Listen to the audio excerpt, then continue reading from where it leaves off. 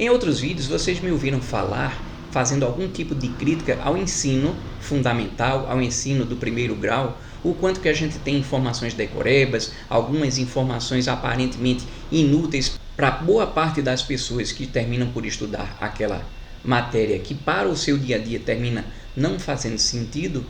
Mas uma coisa interessante, eu falei do quanto a gente está com essa deficiência no ensino fundamental. Mas vocês já pararam para pensar como é que anda o nosso ensino superior? Para pensar.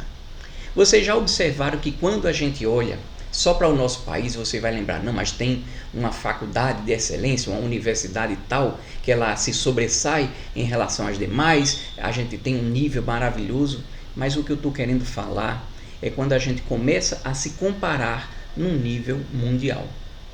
Nós temos, infelizmente, como regra, uma certa mediocridade. A gente não termina sendo algum tipo de agente produtor de tanta tecnologia quanto os demais países, os países mais desenvolvidos. Nós não temos aparentemente uma bagagem cultural para fomentar o ensino de forma a propiciar esse tipo de coisa. E quando a gente pensa o quanto que o domínio profundo de uma determinada matéria pode inclusive significar dinheiro para aquele país, seria uma discussão ainda muito maior. Nós não produzimos também uma quantidade de papers e estudos científicos no nível que deveria ser feito, porque a gente não tem esse tipo de incentivo. A qualidade, na minha opinião, ela fica muito a desejar, isso num nível mais geral.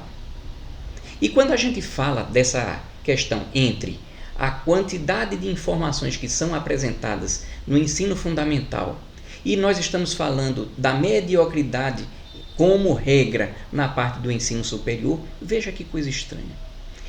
Eu já conversei com algumas pessoas que tiveram a chance de estudarem aqui no Brasil, eram alunos de regulares para baixo, quando foram estudar fora, terminaram dizendo para mim, pelo menos no universo amostral que eu tive acesso, essas pessoas se destacaram muito, elas tinham uma bagagem de informações muito grandes.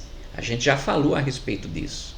Isso você poderia interpretar como uma coisa altamente positiva se aquilo não fosse um desestímulo, como a gente já falou em outro vídeo. Mas o que eu estou querendo dizer também com isso é o seguinte, para pensar. Quando nós falamos do ensino fundamental, nós damos uma carga muito grande de forma a não incentivar os alunos a estudar. E quando chega na parte do ensino superior, nós temos uma mediocridade. Muitas vezes as coisas que são ensinadas ainda seguem cartilhas, ainda seguem algum tipo de norma, algum tipo de formatação, aparentemente de décadas e décadas. Você pode até lembrar, não, mas na minha faculdade tem até uma matéria e tal, mas isso não altera o que eu estou falando. Nós temos uma deficiência muito grande. E olha, que aparentemente, se eu fosse fazer uma teoria da conspiração, para um país que não quisesse que o brasileiro se desenvolvesse, o nosso método de ensino parece estar perfeito.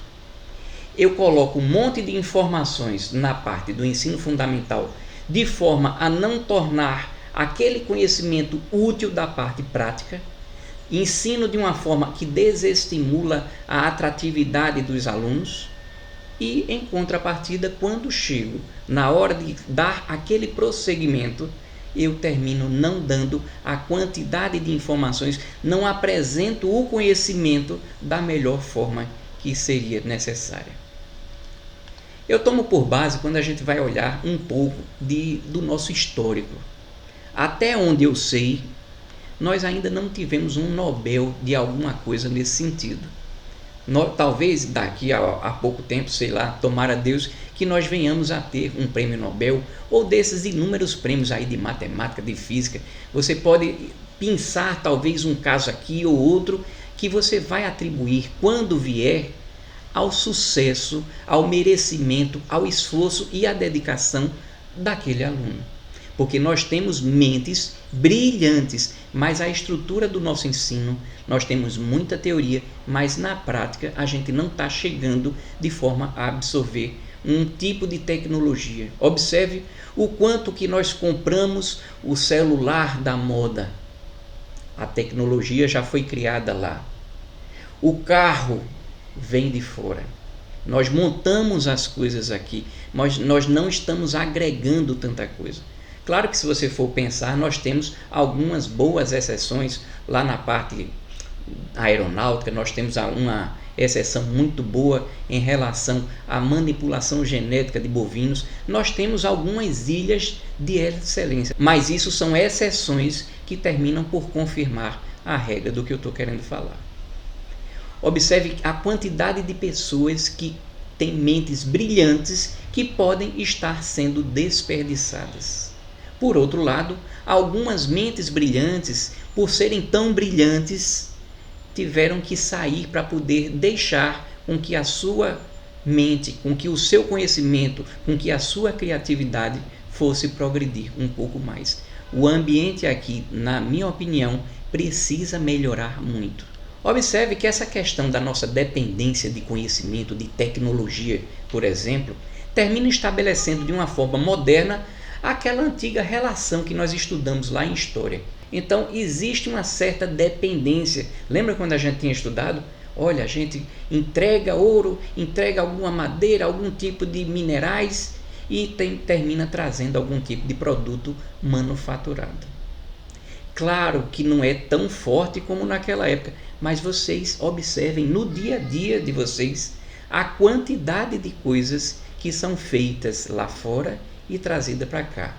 Não está embutido aqui um ódio ou uma restrição a trazer qualquer coisa de fora, porque isso enriquece não só o nosso usufruto, o nosso consumo, como também vai melhorar a nossa tecnologia. Eu não estou falando em relação a isso, mas o que eu estou falando é a ausência de tecnologias de ponta, porque a gente não está conseguindo fazer uma boa amarração entre aquelas informações que nós já tivemos, inclusive em alguns casos em excesso, e canalizar aquilo para um bom uso, um bom entendimento e um bom aproveitamento de tudo que foi feito. Aparentemente a gente está perdendo tempo durante todo o nosso período do ensino. Ninguém está vendo isso, não. Pode ser que eu esteja redondamente enganado. Quando eu falo a respeito dessas questões, observe que um bom ensino ele vai inclusive melhorar a balança comercial, a balança de serviços, o balanço de pagamentos no país. Falando um português mais claro, isso facilita inclusive a própria moeda do nosso país, porque a gente vai ficar com uma possibilidade de fazer trocas nesse fluxo de dinheiro que sai e fluxo de dinheiro que entra, nos tornamos cada vez menos dependentes.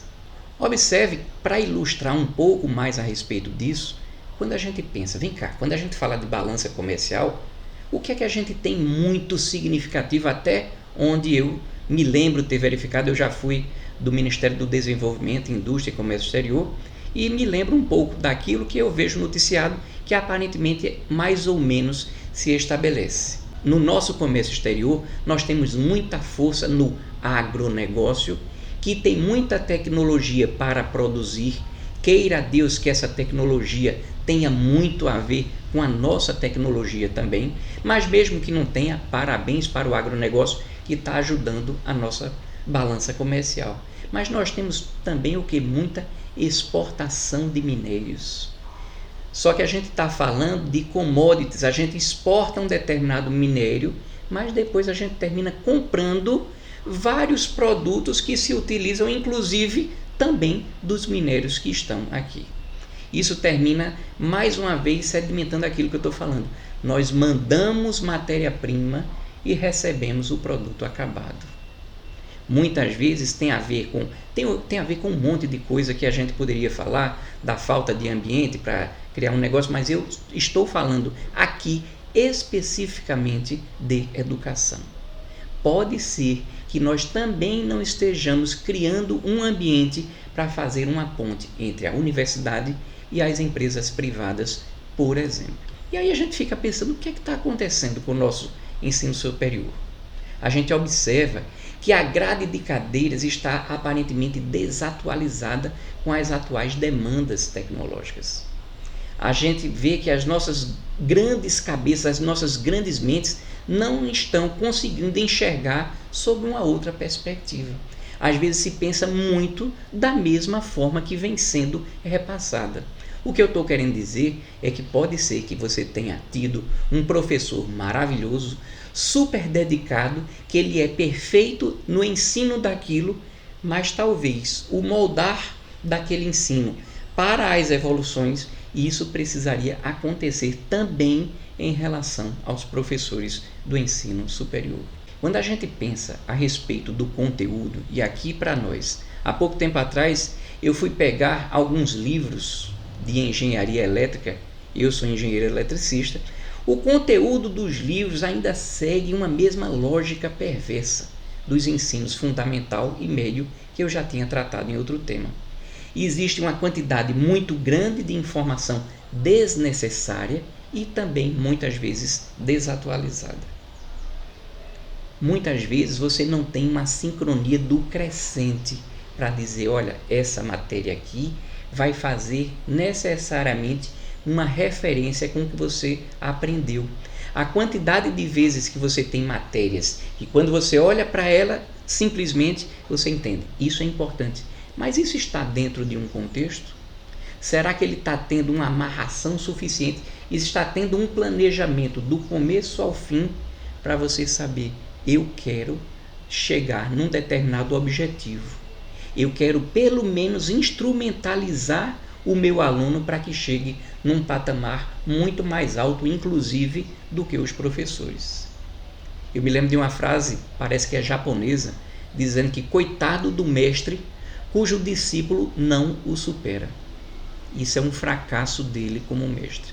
Precisaria estar isso embutido na cabeça de tantos e tantos profissionais. Como a gente sabe também que tem muitos profissionais muito dedicados, eu já conheci alguns deles, mas infelizmente a minha crítica está em você reproduzir um modelo que simplesmente está sendo apresentado e sendo exercitado ao longo de vários anos e décadas, e isso precisa melhorar. Essa questão teórica, é claro que a teoria é muito importante. Você não consegue chegar a alguma coisa se você não tiver aquele embasamento teórico. Mas nem tanto e nem tão pouco, né? Quando eu vou falar um pouquinho da minha experiência em relação ao meu curso de engenharia. A gente muitas vezes consegue ser muito profundo e muito raso ao mesmo tempo. Por quê? Observa, teve uma cadeira que eu estudei de eletromagnetismo em que se apresentava os conceitos do eletromagnetismo de um jeito que para mim parecia uma assombração. Tudo bem, eletromagnetismo tem algum tipo de dificuldade, mas não precisava ser apresentado para os alunos em um nível tão complicado como na época foi repassado. Eu me formei já faz mais de 20 anos, mas eu tomei o cuidado de passar em alguns tipos de lojas especializadas para dar uma olhadinha o que é que está acontecendo em termos de conteúdo dos livros. Infelizmente, ainda continua a mesma coisa do que eu estou falando. Pessoal, para você ter ideia da deficiência que eu ainda enxergo como uma regra, pelo menos do que eu tenho conversado, quando a gente fala, por exemplo, em laboratórios, para você fazer algum tipo de análise, algum tipo de para você fazer algum tipo de exercício do que você aprendeu na teoria, fazer testes, por que não você estimular para que você comprove e faça alguma nova tentativa, porque é só através daquelas sucessivas tentativas e erros respaldadas em conhecimento e estudo que a gente consegue chegar. Há muito tempo atrás eu assisti um documentário chamado A História da Eletricidade. Meu Deus! O laboratório que era usado naquela época, há mais de 100 anos atrás, eram muito melhores do que a vivência que eu tive na engenharia em relação a todos aqueles experimentos. Se eu tivesse tido a chance de fazer todos aqueles experimentos, meu Deus, o meu nível como engenheiro teria sido alcançado como uma coisa muito maior. Também é muito importante que a gente lembre que nós estamos muito defasados. Por esse motivo, eu acho importante que a gente reconheça. O primeiro passo para a gente melhorar é a gente reconhecer que tem algo a melhorar. Claro, mesmo os países mais desenvolvidos sempre vão achar muita coisa a melhorar. Nós precisamos estar numa melhoria constante. Então seria muito importante que a gente juntasse pessoas que pensem dessa forma, que pensassem diferente. Como é que a gente vai reconstruir isso do zero? Porque nós precisamos dar uma parada. Eu já tinha falado em outro vídeo, eu vejo muitas vezes o governo dizer assim: nós precisamos investir cada vez mais em educação. Como eu já falei antes, se você não tiver projeto, aquele investir vai ser um canal muito grande para ineficiência e corrupção. Seria muito importante que a gente tivesse grandes cabeças repensando tudo isso para construir algo que realmente tivesse um significado para mudar completamente. Eu lembro há quanto tempo eu tinha visto que a Coreia do Sul, ao longo de 25 anos, eles terminaram saindo de uma economia altamente precária, altamente deficitária, para se tornarem um país detentor de tecnologia. Quando a gente pensa em história, isso é muito pouco tempo. Tudo é possível, mas eu acho que a gente está fazendo tudo exatamente igual como a gente vinha fazendo. Algumas evoluções aqui, outras acolá, mas o que eu acredito é que nós precisávamos romper com tudo que esteja quebrando esse ciclo de crescimento necessário. Em áreas de produção de tecnologia, seria necessário a gente estreitar uma parceria com empresas, por que não? Haveria uma coparticipação nos custos de desenvolvimento e também na tecnologia. Por que não uma determinada empresa, ela ser de alguma forma convocada para dizer: olha, participa conosco, vamos tentar fazer com que você obtenha algum tipo de resultado que vai produzir efeito para você e também para a instituição. E essa bagagem, ela vai terminar sendo disseminada ao longo de vários anos. Não só dentro da instituição, como no próprio país como um todo, quando a gente pensa em tecnologia, em empresas e por aí vai. Nós precisamos estabelecer formas de padronizar e sistematizar o acesso a conteúdos que tenham afinidade entre si. Por que não? A quantidade de vezes em que a gente vê, isso eu vi e também pesquisei na internet, a quantidade de monografias, dissertações e teses que são descompromissadas com qualquer utilidade prática. Às vezes o sujeito tem uma ideia do outro lado do planeta, e aquilo, quando você vai olhar na parte prática, o que é que isso vai significar para uma determinada mudança para o país. Eu me lembro de um caso que foi citado pela vizinha da minha sogra, onde chegou um brasileiro que foi estudar num país no exterior e cismou de fazer algo em relação do impacto da cachaça na economia daquele país. O que é que aconteceu? Não foi aceita aquela temática. Aquele tema não significaria nada para aquela realidade. Então é sempre necessário que a própria instituição ela seja um canalizador para que você tenha algum tipo de norte a ser seguido. Aparentemente a gente perdeu tanto a noção que simplesmente a gente não sabe nem sequer para onde quer ir. E quando a gente não quer ir, a gente aceita uma direção nesse sentido, mas também no sentido inverso, no sentido 180 graus. É uma coisa que a gente está aparentemente precisando mudar muito. Para a gente melhorar isso, seria muito importante que se criasse, e o governo federal precisaria ter muito disso, de criar grupos temáticos com notáveis das diversas áreas, mediante uma construção conjunta de soluções e modernizações. E quando nós falamos de notáveis, esses notáveis precisariam também, por que não, trazer, nem que fosse temporariamente, notáveis de outros países para poder ajudar nessa reformulação. Nós estamos precisando nos ajustar para a realidade. Quando a gente fala a respeito de ensino e da melhoria, Eu tinha falado a respeito de laboratórios, quando a gente fala de tecnologia. Meu Deus, os nossos laboratórios, eles têm que ter um propósito. Ao longo do ensino de diversas coisas, que seja estudado, olha, se eu estou estudando isso, para que eu exercite na prática, o laboratório precisaria ter um equipamento disso. Os alunos, nesse momento da aula, precisariam ter essa vivência e sair construindo do começo ao fim essa vivência, para que aí sim nós não saiamos de um determinado local simplesmente como puros teóricos, porque você simplesmente estudar pelo livro, todo mundo já sabe. Nós já tínhamos falado antes, estou falando aqui novamente. O sujeito vai virar um memorizador, um decorador de coisas. E a proposta é que a gente saia muito mais pronto para o que vem. Quando não falamos de tecnologia, mas de coisas que são desprovidas de necessidade de laboratório, que seja promovido um ambiente muito rico de debates verdadeiros.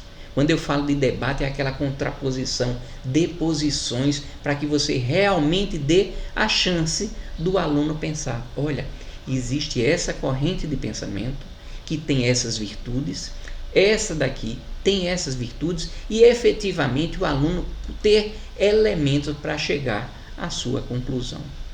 Seria tão rico se nós propuséssemos esses encontros e esse ambiente do aprendizado. Nós iríamos certamente dar uma melhorada num nível especial. Lembra que nós temos o Enem, né? Ensino Nacional do Ensino Médio. Por que não existir uma espécie que eu estou chamando aqui de ENES? Seria o Exame Nacional do Ensino Superior, para garantir algum tipo de avaliação dos alunos ao longo dos diversos anos, nos diversos cursos.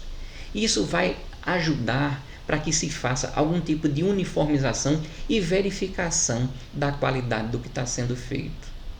A gente não tem tido nenhum tipo de controle, e pelo fato de não ter tido controle, a quantidade de faculdades que vem se perpetuando, que vem se disseminando e surgindo por aí, criando cada vez alguns cursos online que para eles terminam sendo de alguma forma prático, porque uma vez criado, ali seria uma mera consequência do usufruto, mas sem o aparente compromisso. Qual é a enxurrada de coisas que terminam acontecendo? Você pensa, está tendo maior quantidade de pessoas no ensino superior, se isso for para frente. No entanto, isso é uma grande de uma farsa.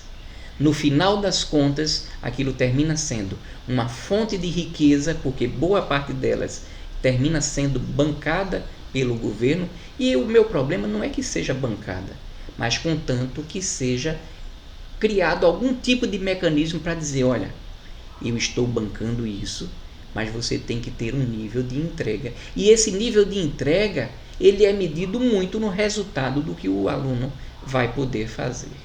E isso favoreceria muito mais para que a determinada faculdade que recebe algum tipo de ajuda governamental, ela dissesse, opa, se eu não me ligar de que eu preciso melhorar isso, futuramente pode ser que eu fique descredenciada e perca acesso a toda aquela possível fonte de rendimentos. Nós vamos ter uma cobrança muito mais efetiva, e não é só lá no final, sei lá, no exame da ordem ou do que for, não. Porque o exame da ordem, por exemplo, ele favorece para que o estudante adquira uma determinada condição para trabalho, mas embutido ali não tem nenhum tipo de avaliação periódica, por exemplo, nos diversos cursos de direito. É disso que eu estou falando. Outra coisa seria muito interessante, talvez, por que não conceder prêmios para um desempenho das instituições que tiverem se sobressaído. Mas para que isso aconteça, é necessário que tenha aquele exame nacional do ensino superior ao longo do período. É claro, tem que ter algum mecanismo para que a gente verifique essa situação de cada instituição. Que essa instituição precisa ser privilegiada, mas não é para esquecer os outros. Porque às vezes a gente pode pensar, não, mas eu estou enfatizando nesse que já está tão bom, estou premiando, e aquelas que estão deficitárias? Não transforme a minha frase de que quando você premia um, você está tirando do outro. Não, eu não estou falando isso. Eu estou falando de algum tipo de premiação pelo desempenho, porque aquela que tivesse destacado na produção de conteúdo, da produção de tecnologia, ela vai ter algum tipo de incentivo para dizer, olha, continua nesse caminho.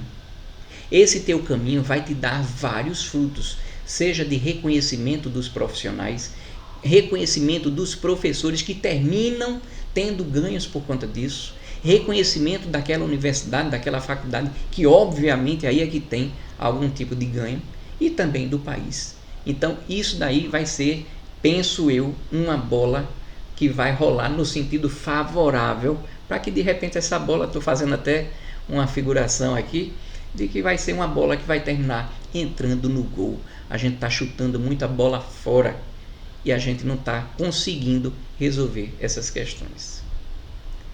Seria tão importante que se fizesse algum tipo de controle. Eu não sei, eu não sou do ramo de educação, mas eu estou falando no achômetro, obviamente como um leigo, mas aparentemente quando eu vejo essa enxurrada de faculdades que entregam esse nível de profissionalismo, esse nível educacional, esse nível de conteúdo por aí, se eu tenho visto o resultado disso, aparentemente para mim, por enquanto, a não ser que me digam o contrário, aparentemente essa concessão das autorizações para funcionar do MEC precisariam ser melhoradas e muito. Porque para pensar, essa concessão, se ela não for bem medida, ela poderia ser utilizada para algum tipo de corrupção. Eu não estou dizendo que eu estou sabendo de nenhum tipo de corrupção no MEC. Eu não estou sequer insinuando isso. Mas seria um campo fértil para algum tipo de corrupção. Olha, você não tem compromisso com nada, eu já sei que você não vai entregar nada, mas existe algum tipo de troca para poder fazer isso. Mas pode ser também que esse tipo de concessão, ela simplesmente esteja deficitária e não se consegue fazer algum tipo de controle. Então, muitos cursos estão abrindo, inclusive para servir, poderia servir para um propósito muito parecido com aquilo que eu falei das cotas. Lembra que eu falei em outro vídeo? São coisas que vocês terminam enganando, para você ver um político dizer, cada vez você tem maior quantidade de gente fazendo o ensino superior. À custa de quê? Quem está efetivamente ganhando com isso? Para pensar. Chegou a hora de nós pensarmos muito mais seriamente a respeito do caminho que nós precisamos seguir. Agora, do mesmo jeito que eu falo que precisaria tornar um pouco mais efetiva essa concessão, mas ao mesmo tempo seria necessário desburocratizar, porque se houvesse uma determinada formatação que fosse o suficiente para que fosse feita algum tipo de avaliação e que ela fosse rápida, nós também traríamos com muito mais facilidade o ambiente de negócios do ensino superior, por exemplo, seria muito mais facilitado. Já pensou? A pessoa que for pensar, meu Deus, para eu ter uma escola eu vou precisar de quê? Disso. Vamos desburocratizar, tirar o que seria o aparato excessivo e começar a colocar alguns itens que sejam pontualmente objetivos para que você tenha uma condição de padronizar. Quem quer entrar vai saber o que precisa e como precisaria fazer para que essa análise tivesse sido feita de uma forma muito mais rápida. Bom para o governo, que perde pouco tempo, bom para a nação, que vai ter uma educação de muito mais qualidade, bom para o empreendedor, que não vai perder tanto tempo para poder obter algum tipo de licença, desde que ele promova as ações necessárias, e bom para os alunos, bom para todo mundo. A gente precisa seguir por esse caminho. Gostou do tema? Eu vou falar desse e de outros temas em outros vídeos. Foi muito bom estar com vocês. Enquanto isso, eu sigo contando nuvens.